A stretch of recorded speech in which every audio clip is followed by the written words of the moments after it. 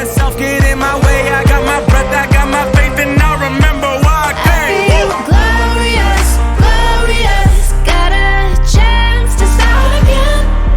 I was born for this, born for this. It's who I am, how could I forget? I made it through the darkest part of the night, and now I see the sunrise. Now I feel glorious. All right.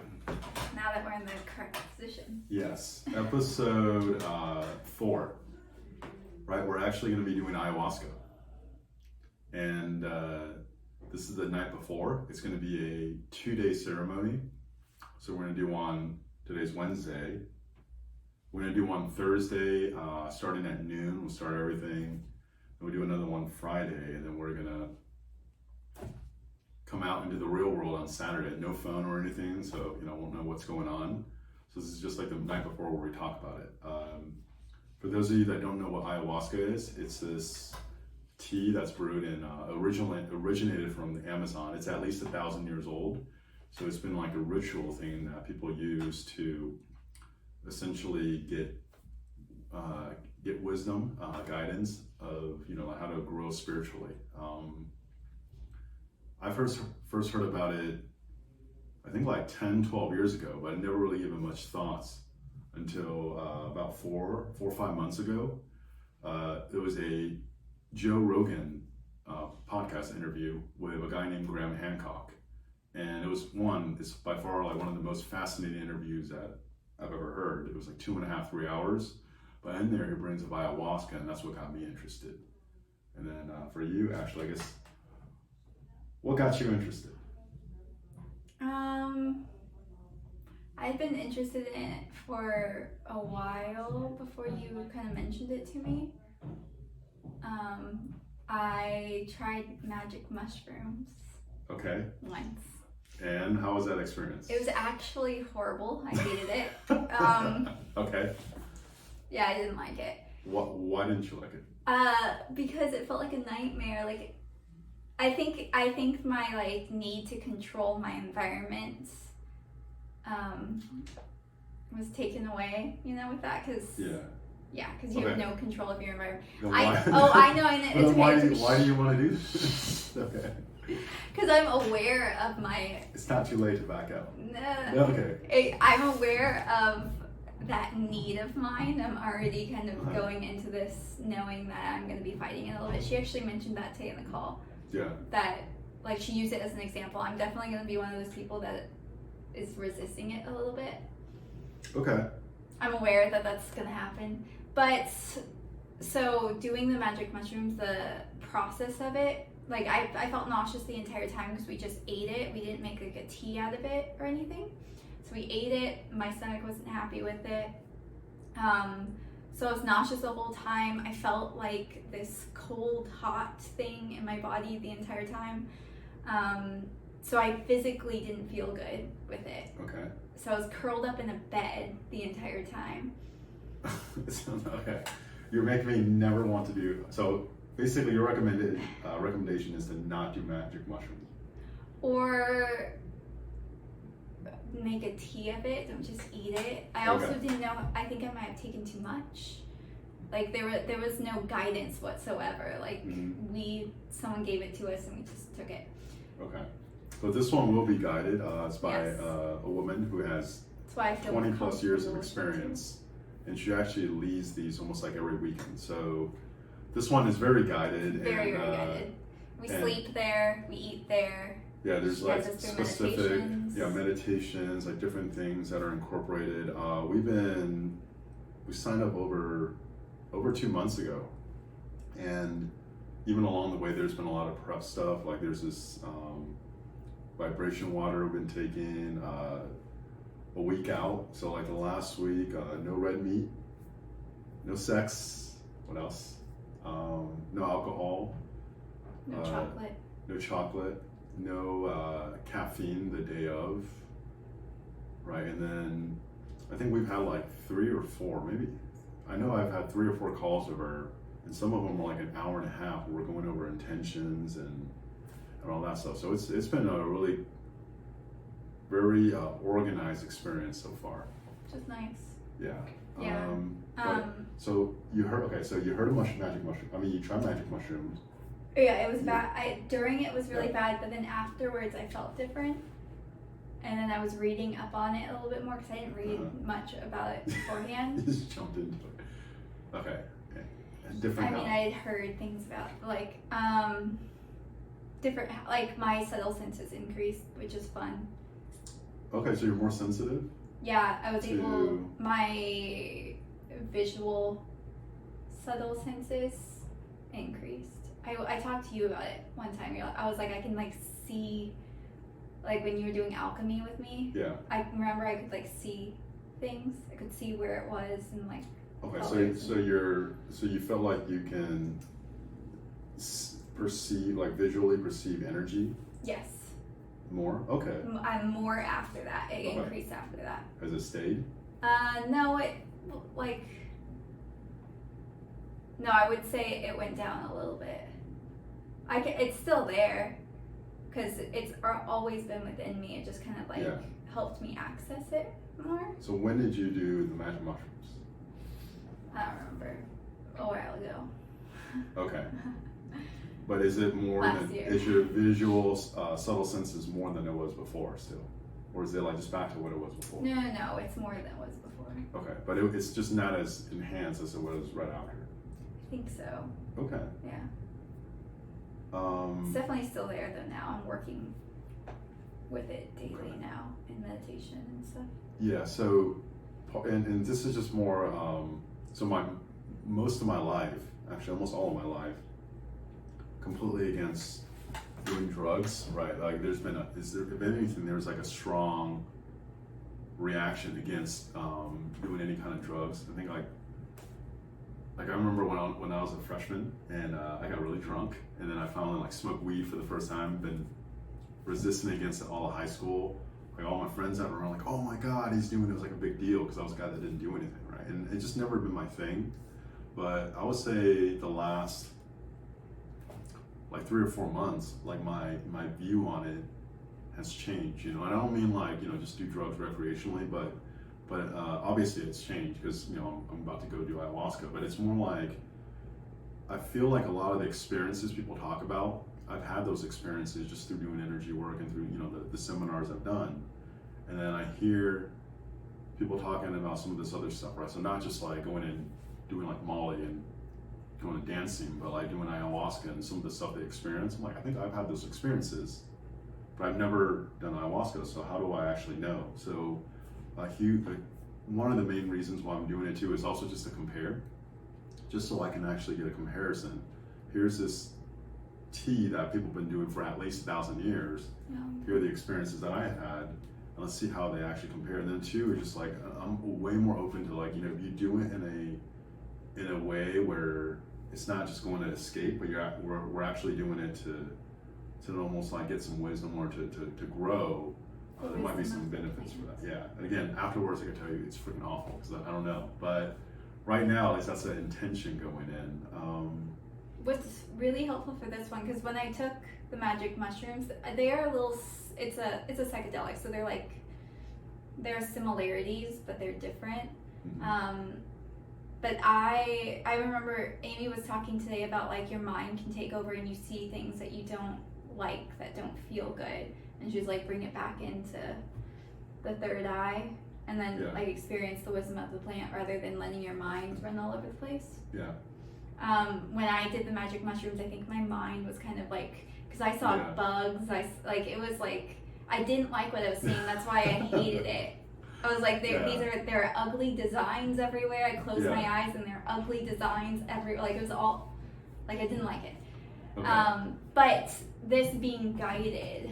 Yeah. If this weren't guided, I don't know if I would be jumping into it like I am now. But knowing that she's going to be like, if we say we need some help, or she's going to be also picking up on what we need as well. Like she's trained to guide us into this. Yeah, and some backstory on Ashley. So even though she had a mushroom experience, I don't do this. I asked a couple people. So a couple people actually told me yes, and there was actually a couple that were also just they've expressed they've been interested, And then when it came time to actually just register and then like follow through and do the stuff, I actually ended up being the only one. So I thought we were gonna have like 4 people when I first started, and it's just been me and Ashley, and then we ended up doing a podcast. So you know, who knows? Okay. What about I guess concerns? Do you have any concerns or fears about doing it? I think my concerns are mainly around my need to control. Like, I know it's going to be a struggle when we get there, so I'm just kind of like, let's see how Okay, it so goes. what's the actual concern though? So you feel like there's going to be a need to control? And I you just want have a to do concern it. that's going to be painful Okay, so the and pain of uncomfortable. pain and discomfort of being able to control. Yeah, That's main one. yeah. Okay. I don't know. Maybe I'm just like ignorant. I don't really have any concerns. Well, you're going into it as like a science experiment. I mean, part of it's like an experiment, but part of it is just you know, it literally when I saw that Joe Rogan interview with Graham Hancock, it's like 1,200 something because there's like 6 or 7 of them. That anyway, like if you're watching this, highly recommend you watch that interview. But when I saw that Joe Rogan interview and they talked about it, I literally remember I was like, okay, I need to like just look into it. I don't know why, but heard about it from multiple people. You know, at least 10 to 12 years I've heard about it. It just never piqued my interest, and it just felt like a calling to try it out. So I don't know. I really don't have any like fear or concerns. You know, it's yeah, I don't know. Maybe afterwards I'll if it's an awful experience, I'll definitely He's admit it. nauseous the whole time. Yeah, I'm like Nothing to nauseous, throw up. but even like being like nauseous, I'm not too concerned about that. I am. Yeah. Okay. More. Okay. What about what you're looking for? Like, what are your? Do you want to talk about your intentions? What you're looking forward to? We're kind of mixing. Let's just mix. Yeah. Okay, go ahead. So my intention in this is to just be able to be more myself. So the intention you actually helped me with was just like clearing any blockages or anything holding me back from just expressing my true self and letting myself shine and giving my gifts out fully. Like I feel like there are parts of me holding myself back from a lot. Okay, And so I'd like to. so like unblocking some of the blockages where you're holding your potential back. Yeah, or bringing to light some of the stories that I have that are keeping me from. Yeah. Okay. Yeah, True and self. like bringing light to some of my blind spots because I think for a while I've been saying like there's something that I need to become aware of and I don't know what it is. It's like a blind spot. Like something needs to shift. I just don't know what it is.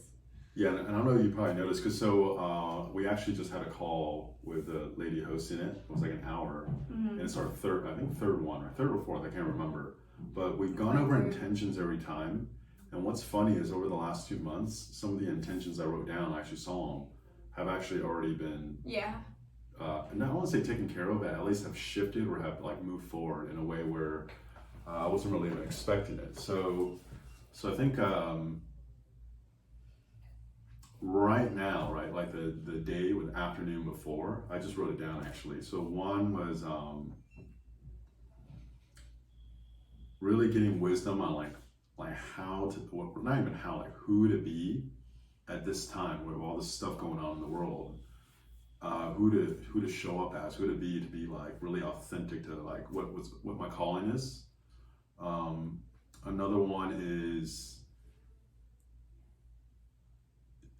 being able to embody or get compassion in a whole like new and different way that can actually support and sponsor a lot more people. Just almost like on a different level. And then I can't remember the third one off the top of my head, but I guess, Journal. huh? So where's your journal? Oh yeah, I can pull it out. Yeah, that's fine. But and then as far as like what I'm looking forward to,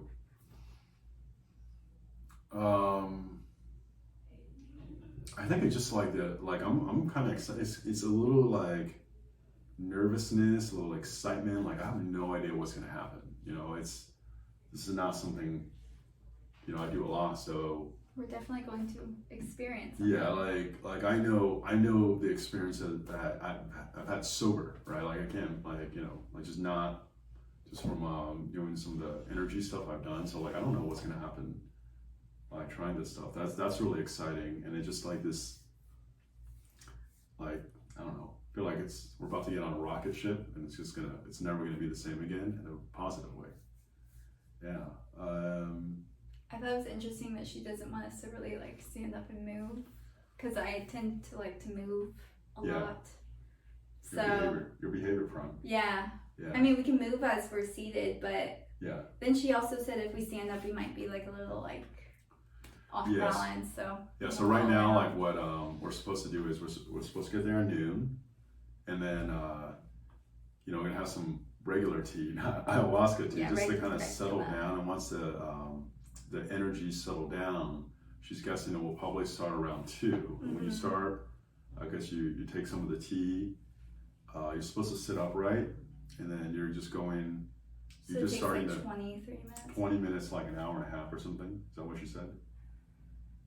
To an hour and a half, I feel like it's long. Yeah.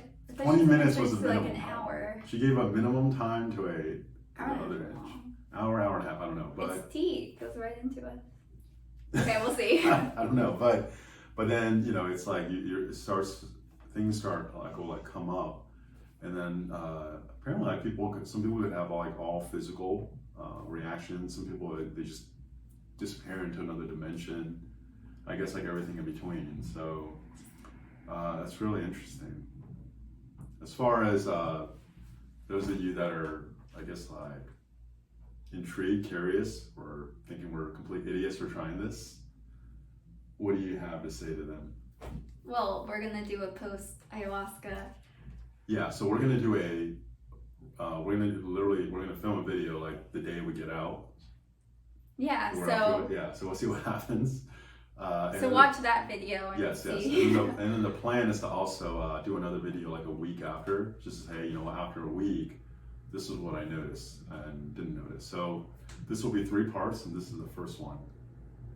For people who think we're crazy right now, I would say we are crazy. And I would say like a year or 2 ago, I would like people who did ayahuasca, I was like, okay, they're crazy, whatever. Yeah.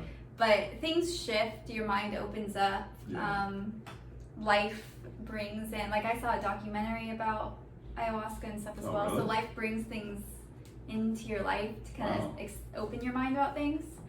And he mentioned it to me, and I was like, it's a yes. I just like felt it and knew that it was a yes, so I just kind of went with that. So if you think we're crazy right now, then maybe it's not time for you to do ayahuasca. But maybe this video and our next video will open up and expand your mind to be able to accept something very different into your life. Yeah, maybe I could be your Graham Hancock. I don't know. Huh? Graham Hancock? That's the guy that was talking about it on the Joe Rogan podcast. Oh, okay. Yeah. Okay. Anything else? Yeah, you're okay. Oh, do I nominate the song? Oh, crap. Is it you? Yeah. Yeah, okay. Yeah.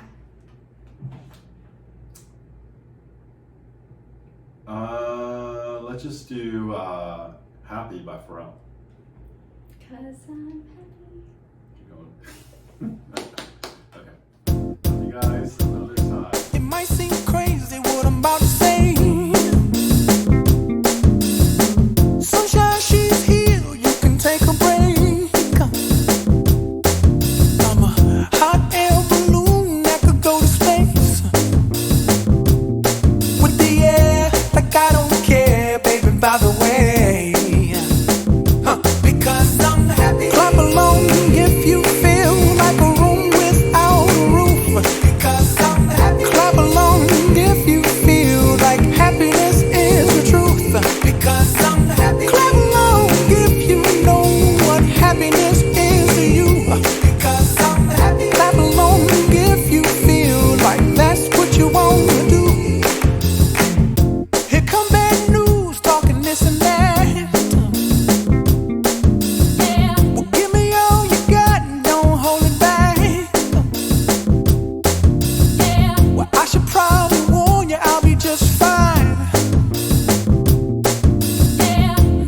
happens